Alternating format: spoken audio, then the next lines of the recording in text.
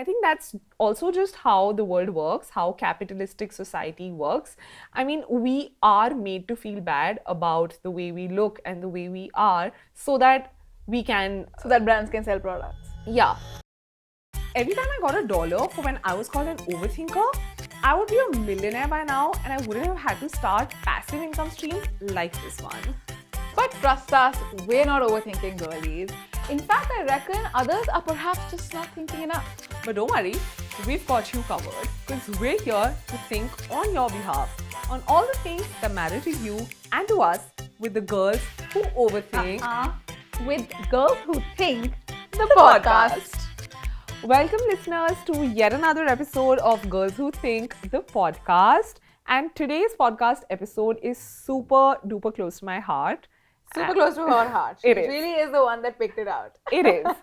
And the topic is aging. And in my opinion, aging is the hottest thing ever. What do you think, Niharika? What's your age first? Let's just start with that. 33 and very Whoa, proud. I love it.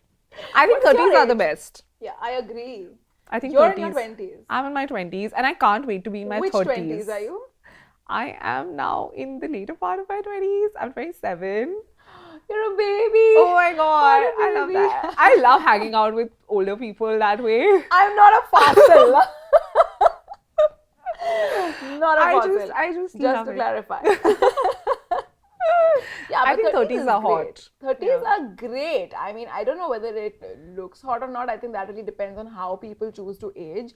But I think I'm just a way happier person now in my 30s. But yeah, there are definitely cons to kind of like this side of life because This side of life. yeah, I really think that it's a different world though. It's not your 20s for sure.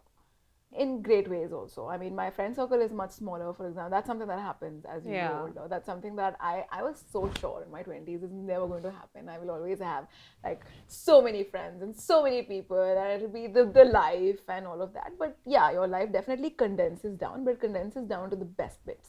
Yeah. Wow.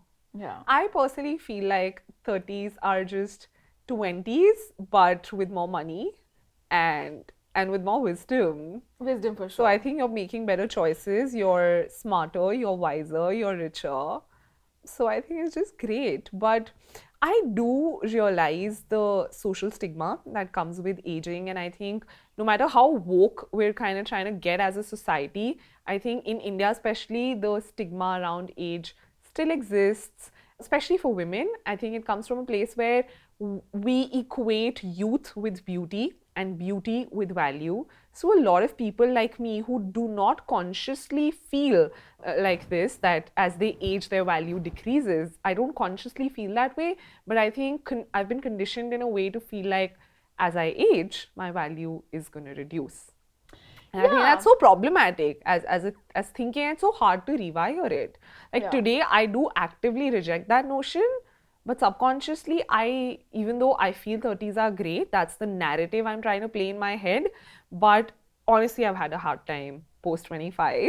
I think I've had a hard time just dealing with the fact that I have lesser years for me to achieve this, for me to get married, to have the career, to have the life.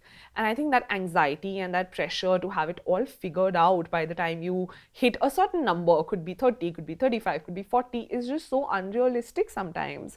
And I think it's part ambition, it's part societal conditioning.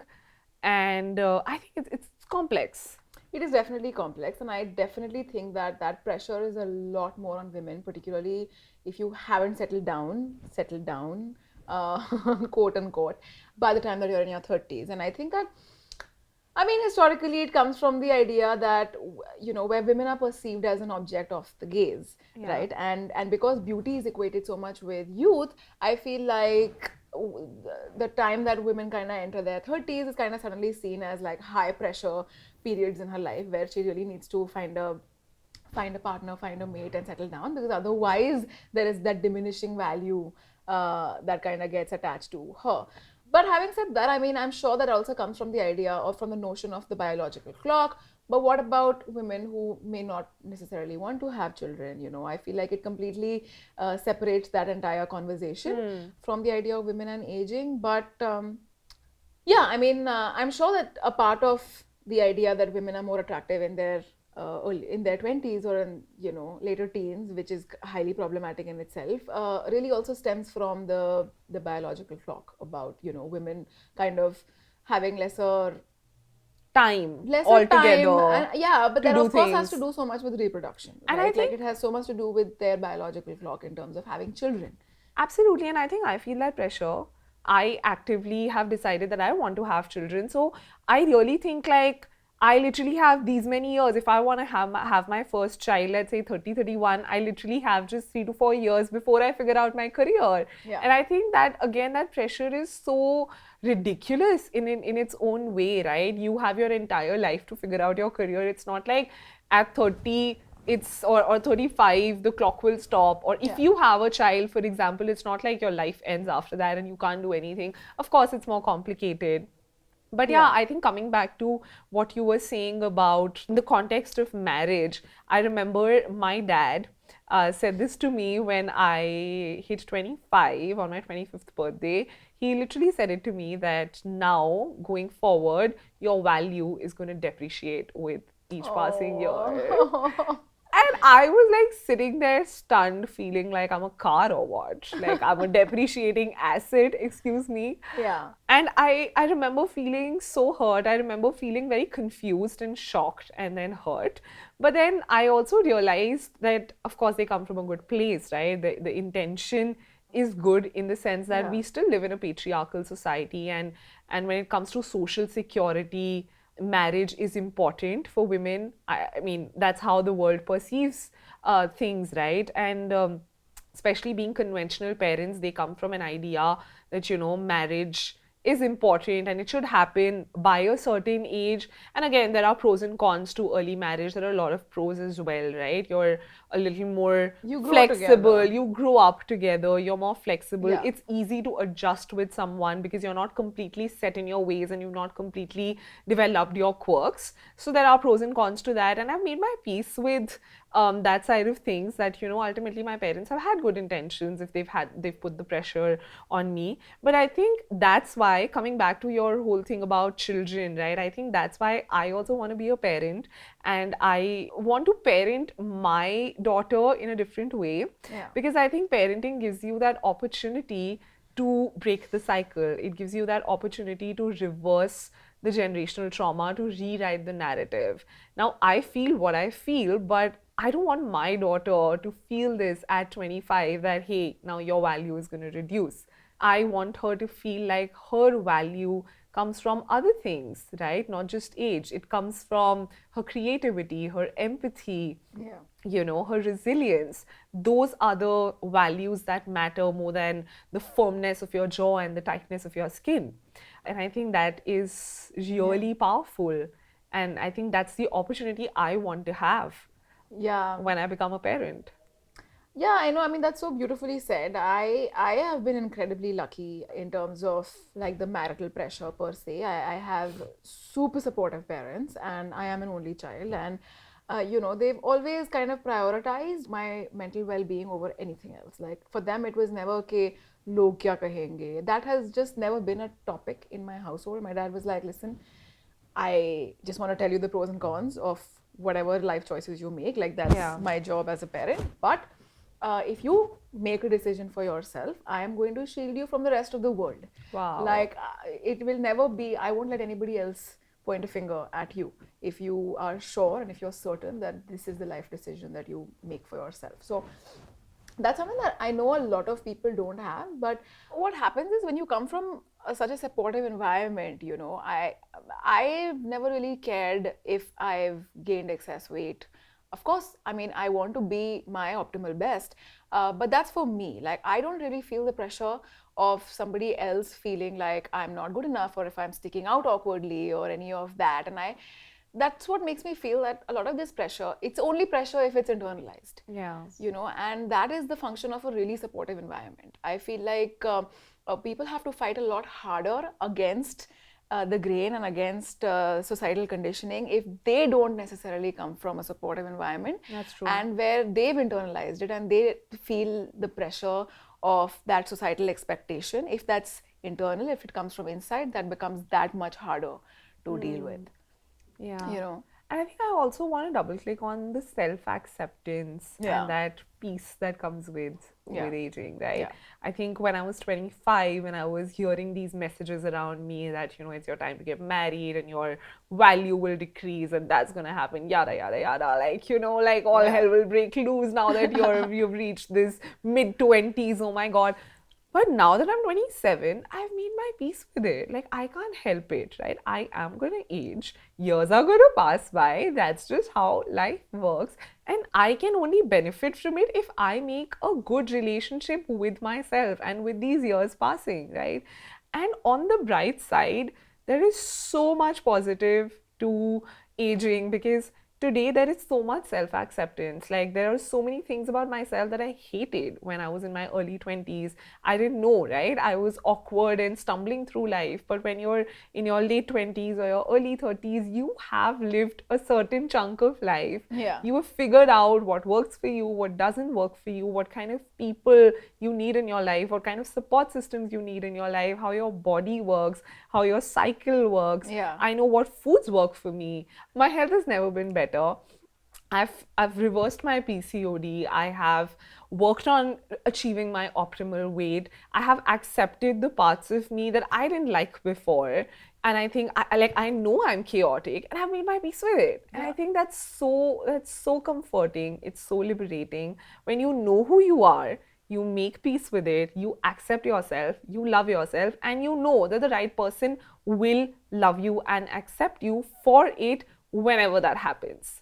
Yeah. And I think that's just so much better than constantly being worried about whether I'll be liked or not, or tomorrow my worth is changing. Like, Yeah. that's just ridiculous, Yeah, right? it's absolutely ridiculous. And also, I mean, self acceptance is always a work in progress. By no means is 30s very old or any of that, right? Like, so 30s is way better than 20s for sure. In my opinion, when I've seen my friends or if I've seen kind of like my journey, I am a lot more sorted in my 30s.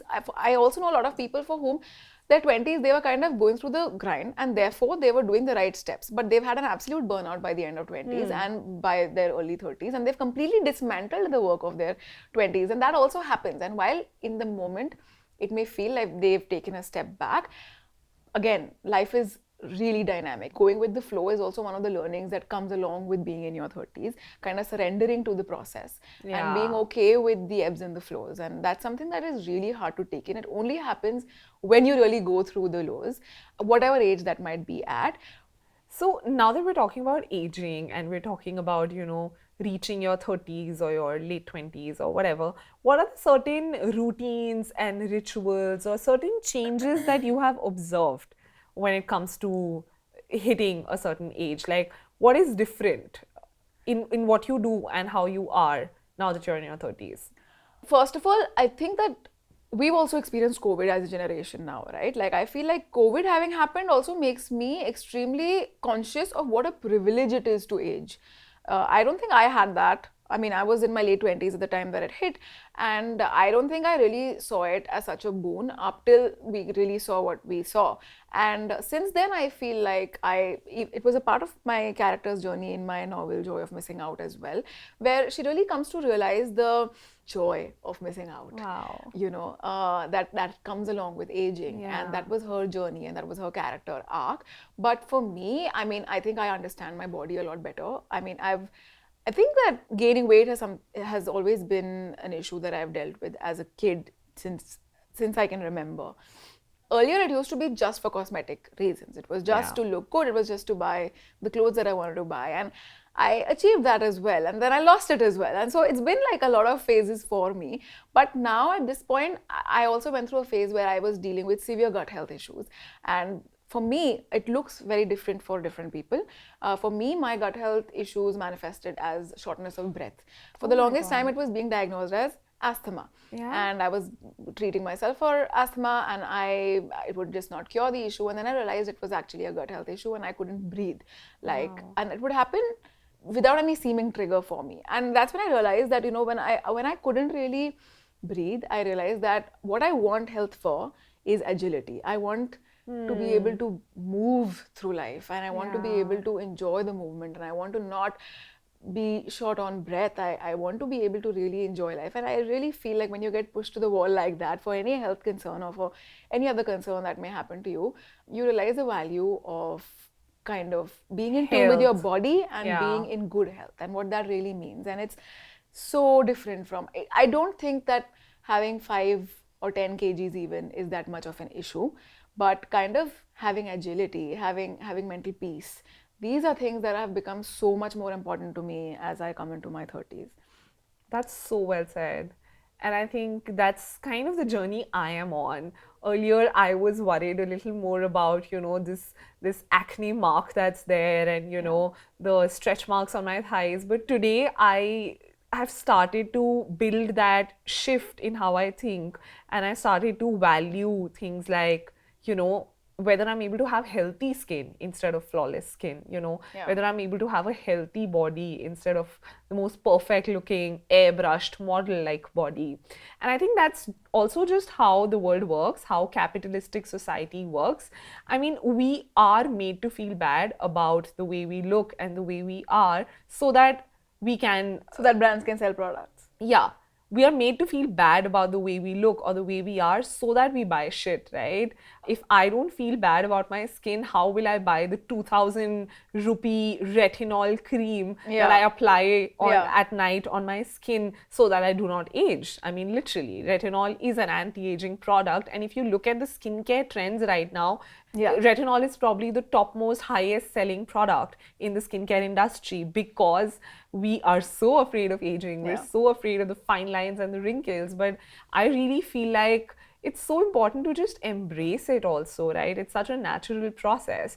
Like, for example, a lot of people tell me that I have these dark under eyes. Me too. Yeah, and I'm told to like get under eye creams and put right concealers to hide it. And I sometimes just hate it because I feel like, why should I? The capitalistic society is the way it is, but at the end of the day, as aware human beings, we also have the privilege of choice. We get to choose something and we get to reject something, right? I mean, you can't change the world. The truth is that you can't change the world, but you can make a choice. For example, I choose skincare because it makes me feel good, because it actually makes my skin healthier.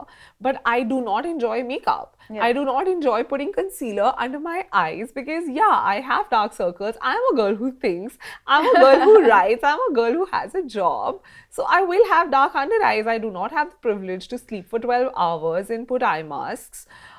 So it is what it is. If you have a problem, don't look. Someday, when I want to, because it's my choice, when I want to, I will fix my under eyes. But today is not that day. And I'm okay with it. You can choose to look the other way. That's so well said. And also because the way that somebody ages, the way that you age, the way that I age, my skin, my under eyes, they're all a map of where I've been. Right? Wow, I love that thought. Yeah, but the capitalist society that really we live in, right? Like, it's so much about masking all of it and kind of putting up this pretty picture. Like, I'm not Barbie. I'm not Barbie. I'm not Barbie. I'm and not a doll. I am not a doll. Be. I am a human being. Yeah, exactly. And while, just like you, I really enjoy my skincare. I really enjoy my makeup. I love getting it. But at no point should I ever be in that smaller cage where I feel the need to mask absolutely everything that my body has been through so that you get a better experience of looking at me. Yeah. That should not be the pressure, is what I feel. Yeah. It's just so stupid. Like, I will do what I want to do for me. Exactly. But doing it for someone else just... Because we all know those people, right? Like, I know people who are acing aging in terms of how particular they are about their looks, about their fitness, about to a degree where they're almost conscious of ever losing it. And I also know people who kind of have let themselves go, who've resigned to the fact that this is going to be them now, and therefore they don't want to put in any effort. For me, like when I look at my 40s, for example, or when I look at my 50s, what would be aspirational for me would be like a sweet spot somewhere in the middle, where I'm doing the things that I do for my enjoyment, but at the same time, I'm not really, I don't want to put the pressure on me to ace that fight against nature. Exactly. Because I feel like while not just is it unnatural, it's also kind of diminishing my experience of life. Yeah. And speaking about the fight against aging, there's this new wellness trend, right? Biohacking. It's It's the all over the buzzword. internet. It's all over the internet, right? There's superfoods and cold plunges And adaptogens and shroom adaptogens. coffees and I know, right? Yeah. It's just all over the internet. It's red light therapies and masks and grounding and God knows all kinds of buzzwords. I think it's quite fascinating. But in my opinion, it's a little bit unnatural. I mean, I am all for it. I'm all for it to the point where it's natural. I would love me a nice matcha tea, which gives me antioxidants, which makes me feel like a wellness girly. Yeah. I would love to go walk in the grass and ground myself because it helps my mental health. And when it comes to like unnatural things like red light therapy and monitoring my sleep and my nutrition and everything to the point that it completely feels like you're in a cage, I think that's something that I sort of Pushing it too far. reject.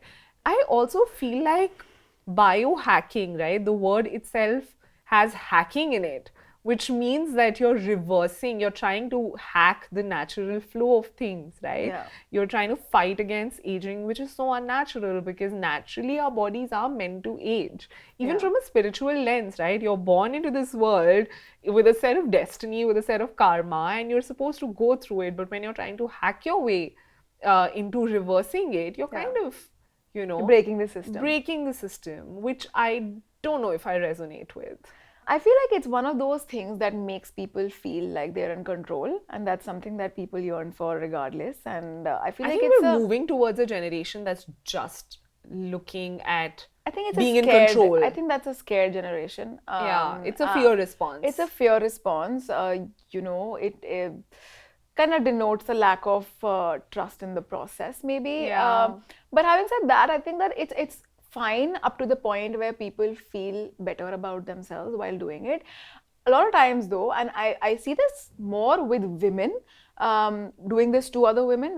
When women are acing that fight better, when they've put in that much effort to look good at 50, to kind of like make sure that wrinkles don't touch them, and be wearing crop tops that will give like any 20-year-old a run for their money, or whatever. When they put in that kind of effort, I sometimes feel like there is this layer of condescension that comes in within them towards the people that aren't, because they have had to work so hard to kind of achieve this. They kind of look down on the people that have lacked the discipline to do it.